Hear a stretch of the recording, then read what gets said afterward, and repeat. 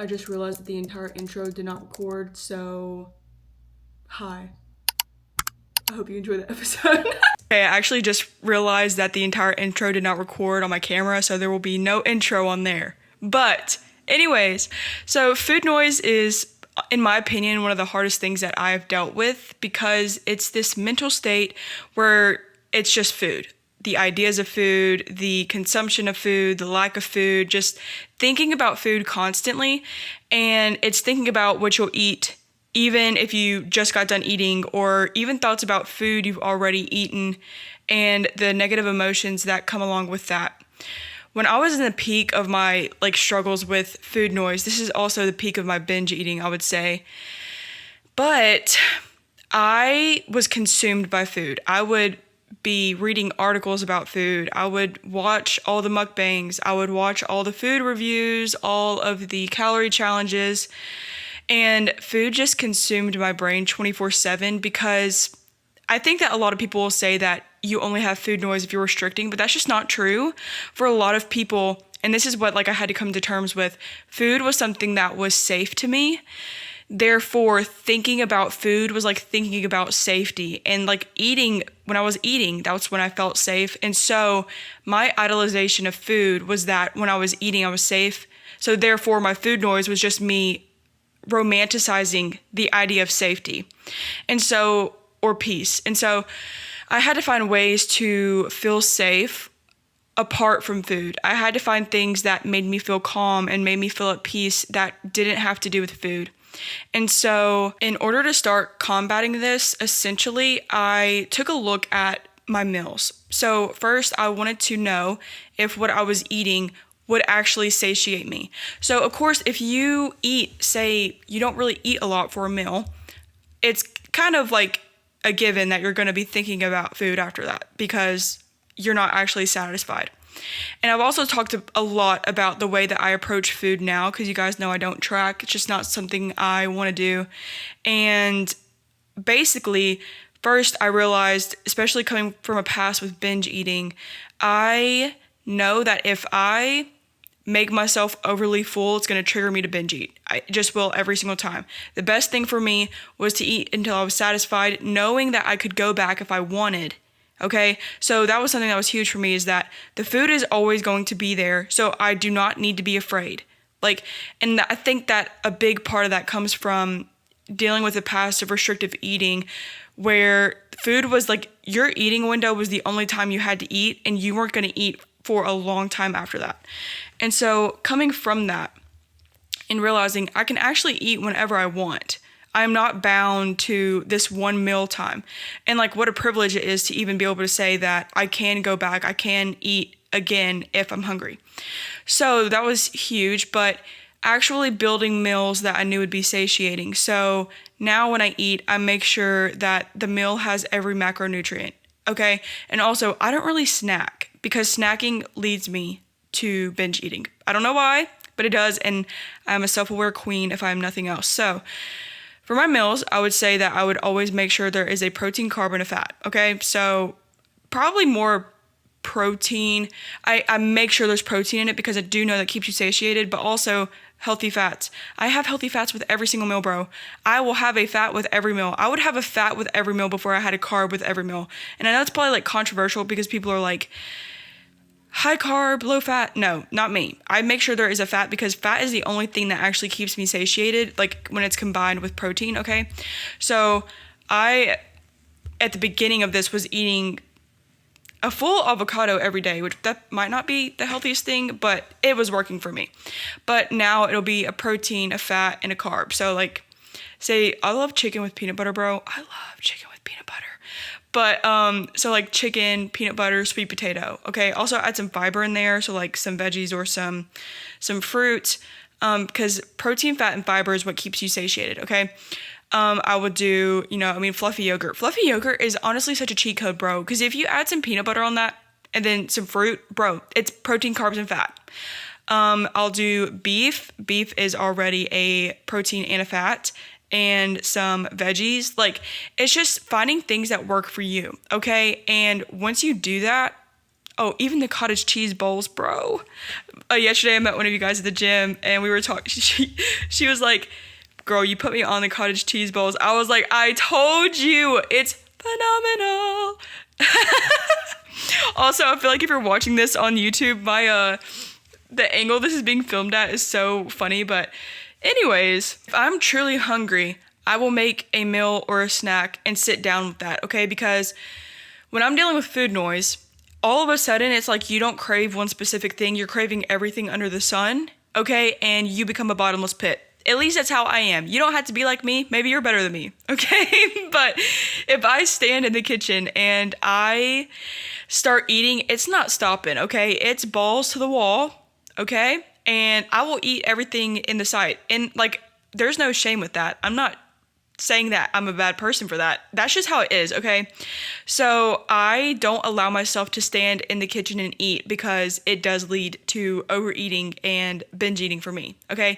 So what I will do if I am thinking about food, because for a lot of people, so people that have never really dealt with eating issues, I have found that don't really have food noise. They don't think about food. They only think about food when they're hungry, okay?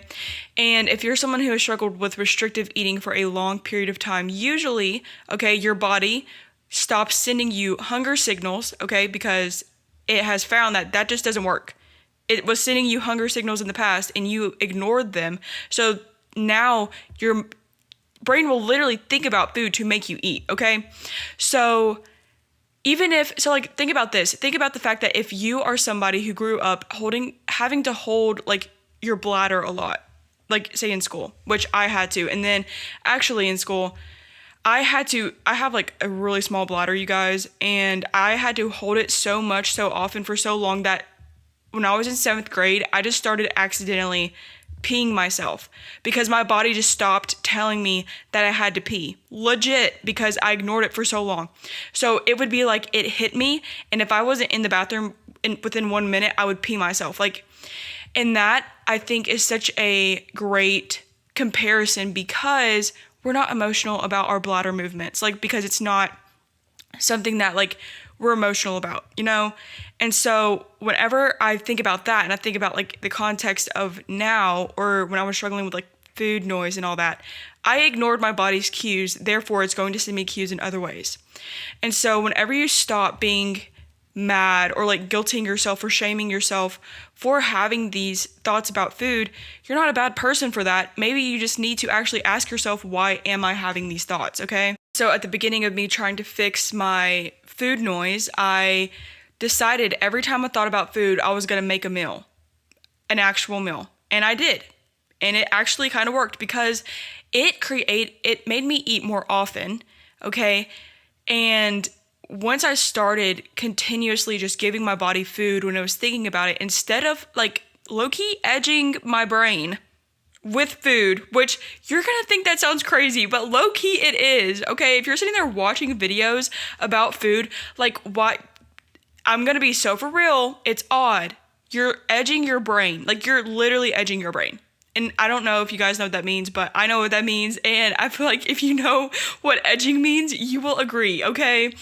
But it's low-key weird. And we had a fetish, you guys.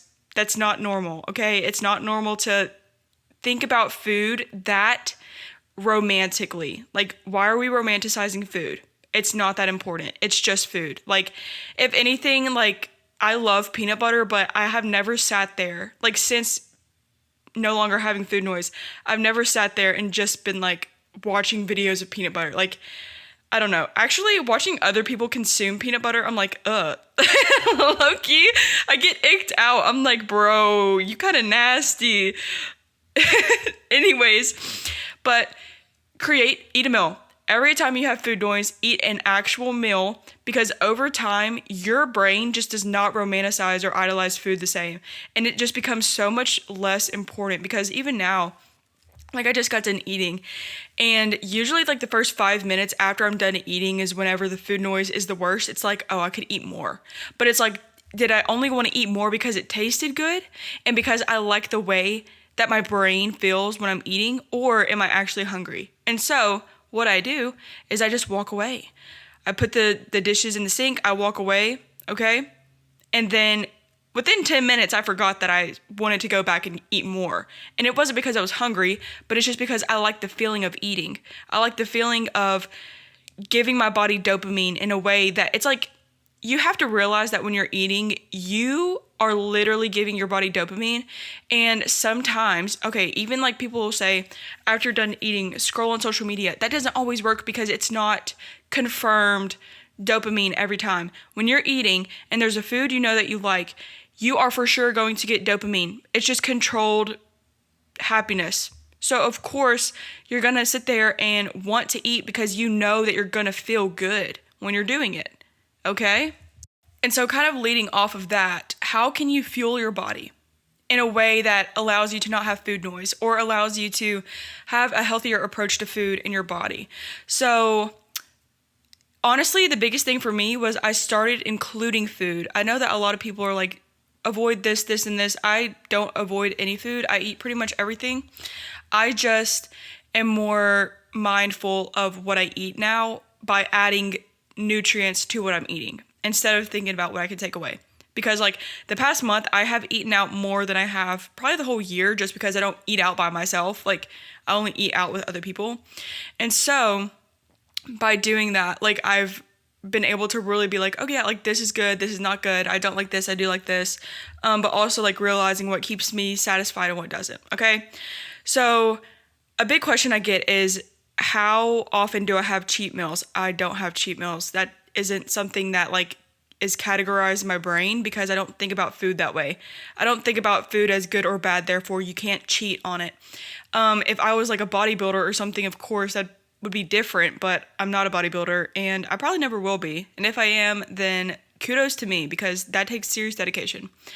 But I don't have cheat meals because I allow myself to eat everything, because in the past I would look at food and be like, I can't have that. And then when I did have it, I would overindulge on it because I thought that I couldn't have it again. And I think that the biggest takeaway like in this entire episode is that you have to stop idolizing food. It's not that big of a deal. It's not emotional. It's not that big of a deal. Does it taste good? Yes. Do you eat a little bit too much of it sometimes? Yes. Do you eat not enough of it sometimes? Yes. Okay? And I talked about this in the past, but in order to get over the emotions around food, you cannot celebrate yourself for eating well, just like you can't celebrate yourself or shame yourself for eating bad. And I'm not saying that you can't be proud of yourself for eating healthy. You can, but you can be proud of yourself without allowing it to be a reflection of your character, okay? So now I more so just care about the food in the way that it makes me feel. Does eating this make me feel good? If not, I'll eat it less. If it does make me feel good, I'll eat it more often, okay? And so I don't have cheat meals because I don't think about food that way. Food just is. It just exists and I consume it and I poop it out when I do actually get to poop. Goodness gracious. But a typical day of eating for me, so I do make sure that I have a good breakfast now. Usually does like have protein in it because your girl, I be craving protein. Y'all will be like, Alexis, I can't have my protein, bro. I wake up thinking about meat, bro. Wait, that sounded just like she came down in a bubble, bro. I don't know if you guys know what I'm talking about. Anyways.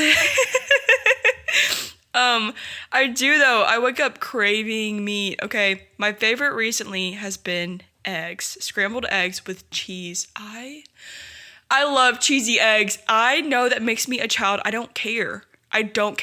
I pay my own rent and I pay for my bills. I'm allowed to have cheesy eggs, so sue me. But I'll have cheesy eggs with fluffy yogurt. Okay, it's fire. Or I've been having oatmeal more recently as well if I'm lifting. I know if I'm working out, I'll do oatmeal just because I do need carbs. So I'll do that. And I already have my oatmeal recipe posted on Instagram, YouTube, and TikTok. All my recipes are posted there. I've been posting recipes again more recently because I am back on my grind. Or it really just depends. Like sometimes, actually no, if like fluffy yogurt with eggs or oatmeal has been my go-to recently because I found that like fluffy yogurt in the morning wasn't satisfying me by itself because I do love salt. So Yes. And then like oatmeal, I will salt it a little bit so it has like a little bit more of that savouriness, you know? But that's about what a breakfast looks like for me. Then after that, I do drink coffee every day, you guys. I love coffee. More so, I just love the taste because I actually get decaf a lot. I make my own coffee at home. I just use stock. I don't use Starbucks. I actually have not been to Starbucks since 2023. In October, because I used to train this woman one-on-one, and she's Palestinian, and I remember in October 2023, it was like October 7th, she told me while I was training her that morning, she was talking about like all the stuff happening, and I was like, oh my gosh. And so like she was like telling me about the boycotts, and so I haven't been to Starbucks since then. So but I would usually have coffee. Then for lunch, what do I usually eat for lunch? I would usually have chicken or beef. I always have a meat pretty much at every meal usually. So then like I'll do that. I'll have some veggies, some fat. So like maybe like chicken, avocado, broccoli. I usually have like half an avocado with that. And then, sometimes though, I will go to Whole Foods to the hot bar and I'll get like the cacio e pepe. All I can think about is the Gabby girl from TikTok. Cacio e pepe. Potatoes. I get those often. Those are so yummy. So I'll get some of those. Just again, try to make a protein, carb, and fat. And then for a snack, it just depends. Sometimes I'll have like the chips with cottage cheese. Sometimes I'll have a fluffy yogurt bowl. I usually, honestly, also, if I wake up early in the morning, if I can't sleep, I'll have 2 breakfasts. So like, that's why I don't record by eating days anymore either. It's just because it's so all over the place that my days of eating never look the same. Like legitimately, it's just based off how long I'm awake. And yesterday I woke up at 2 a.m. So like, of course I ate more yesterday than I have today where I woke up at 8, you know? And again, that's just completely unemotional. It's kind of just how it is. Then for dinner, it just depends. I've been like going out to eat more recently. So, I mean, if I go out to eat, of course, like I eat whatever there is there. Or I love having like tacos. Okay, so I'll have tortillas and then I'll get beef and oh my gosh, I love tacos. Or I'll do like a loaded sweet potato. Like there's so many different things, and I don't know. I don't meal prep because I don't crave the same thing every day. And then if I just eat when I'm craving and make sure that I add nutrients to it, then boom, I'm kind of set for life. But I really had to take a step back and start eating unemotionally, so that I didn't control my emotions. Because whenever you allow food to control your emotions, that's when it becomes really hard to get away from those thoughts. Because again, like, you're allowing food to control how you feel about yourself when it just doesn't deserve that. That's so lame. That's so lame. You are allowing something that is consumed to consume you. Don't do that. You're better than that, okay? Do not allow that cookie that you ate. Bro, it's a cookie. It's literally a cookie. Do you know how many cookies Cookie Monster eats a day? Like, you're so okay, bestie. And everybody loves Cookie Monster. Just because last week I was overeating extremely bad every single day. Every single freaking day. That's another reason I didn't want to record the podcast, because I was like, bro, I'm not even in the mental space right now to be talking about this because I was struggling. Guess what? It's okay to struggle. I know why I was struggling. Because I was so stressed out. And again, sometimes in my brain, food is the only thing that brings me peace. And so I needed that in that moment. And so I had it. But now being on the outside, I'm like, yeah, actually, I didn't feel good when I was doing that. So I'm going to not do that. And did that work immediately? Obviously not. But knowing that it can work, and knowing that my worth doesn't come from whether I overeat or eat like balance or not. My worth doesn't come from that. I'm Alexis no matter what. I'm the buff unicorn no matter what. You're gorgeous and healthy and strong and okay no matter how much or how little you're eating, okay? So kind of piggybacking right off of that, forgiving yourself, okay? You have to start forgiving yourself for doing or partaking in actions that you didn't want to. So I know like in the Bible, Paul talks a lot about, why do I know what I want to do, but I don't do it? Why do I do the thing I do not want to do? The thing that doesn't benefit me. And that's very true. Also, if you guys would like a whole like episode about God and my take on it and all those things. I've been kind of going through like a little rough spot recently with the Lord and just like with religion in general. I've been reading a lot of books. If you're watching the podcast right now on YouTube, I'm going to show you a book I got yesterday.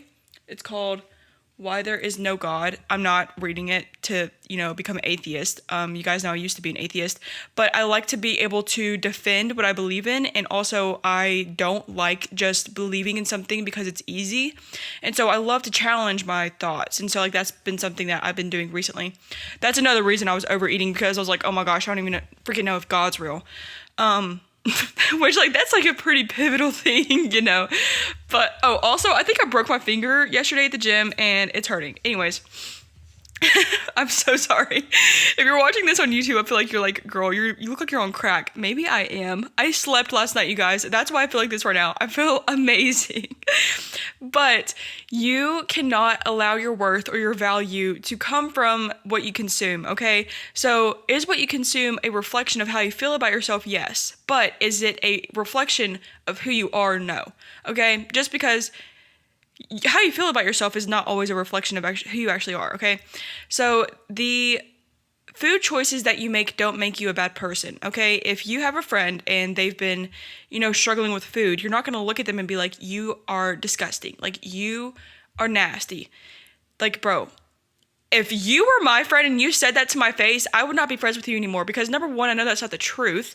Even though we believe it about ourselves, it doesn't make it true. But also, you know it's not true as a friend, so why are you saying that to the other person, okay? These are usually only things we make to ourselves. Unless somebody's health is actually at risk because of their food consumption, I think it's very rare that we feel that way about others and would say that to their face, okay? So your food choices don't make you a bad person. The amount of food you have or haven't consumed is not a reflection of your character. When you don't forgive yourself for making mistakes, okay, it is showing yourself that you don't deserve grace. You don't deserve to be given grace or to be forgiven, which is not a good way to live, because we are humans and we make mistakes every single day. I make mistakes every single day. I'm not perfect. I talk about this all the time, but even, claiming to be a Christian and have been saved, I know that if all of this is true, the Bible and whatever, I know that I'm not deserving of salvation because I'm not perfect. And I know that, And so knowing that I don't, quote, deserve to be given grace doesn't mean I won't give it to myself, okay? Because I think that knowing that I do deserve to be given grace is what allows me to give it to myself and then also others. The way that you treat yourself is inherently how you're going to treat others, because the way that you experience the world is a projection of how you feel, okay? So, like, for example, those days where you're having a really bad day and your shirt gets stuck on the door handle, bro, and you are crashing out. The only reason you're crashing out is because you're already having a bad day. If it happens and you're having a good day, you literally probably giggle. I bet you giggle because you think about, dang, if I was having a bad day, this would have been my 13th reason. We know good and well. And so the way that you experience the world is just a reflection of how you feel about yourself, okay? So if somebody tells you that you're pretty, and you're having a bad day, or you hate yourself, and then, like, usually, I'm not gonna lie, when I was insecure, I despised, like, the pretty girls, because I was like, oh my gosh, like, I cannot stand her, because in my brain, there was no way that she was pretty and kind, But then, like, now I have so many friends that are just literally stunning, and I'm like, they're gorgeous and beautiful inside and out. So, but in the past, I hated myself, therefore I hated anybody else. And now I'm kind of just like, I like myself enough that I don't really care how you treat me. I don't care if you're mean or not, but I'm going to treat you well. And that should also be extended to yourself. You deserve to be treated well as well by yourself. You are a human being. You are not exempt from the way that you treat others, okay? Treat others the way you want to be treated. Treat yourself you want to be treated. Treat yourself in the way that you hope others treat you. And if you hate yourself, this is not about you. You need to treat yourself the way that you deserve to be treated, okay? Because usually we don't do that either. You need to give yourself grace, and you need to be patient with yourself, okay? Because Rome wasn't built in a day. It might have fallen in a day, but it was not built in a day. And you have to realize life is more than your body. Life is more than what you're consuming, and life is more than what you think about yourself. You deserve to be treated well. You deserve to be treated with kindness, and you deserve to love yourself, okay? And loving yourself doesn't mean indulging in behaviors that harm you. It means showing up for yourself and your future self when you don't want to. It means not overeating because you know that your future self will feel bad. Not guilty, but will physically feel bad. You deserve to show up for yourself in the way that others never have. Just because others have told you in the past that you don't deserve to be shown up for, or their actions have made you think that, doesn't mean that you don't, okay? I need you to be the person you've always needed. That's exactly who you need, okay? Okay. That was honestly one of the best yaps we've had in a really long time. This is also going to be on YouTube. So if you're there, comment a dog emoji back to the kitty because you're kind of pretty. I can't stop looking at it to the face. Little does she know I'm a nasty dog. Anyways, I love you guys so much. You guys have just, oh my gosh, shown me the most kindness in person. I've met so many of you guys like just over the past few weeks, and it's just been such a freaking blessing. Like, you guys mean the absolute world to me, and I hope you're having a great day. If you have any topics you want me to touch on consensually, sorry, that was as someone who has been touched unconsensually, that was a funny joke to me. I'm sorry, but if you have any topics you want me to talk about or just need advice on something, just comment it down below. But without further ado, I hope you have a great week, and I love you so much. Bye!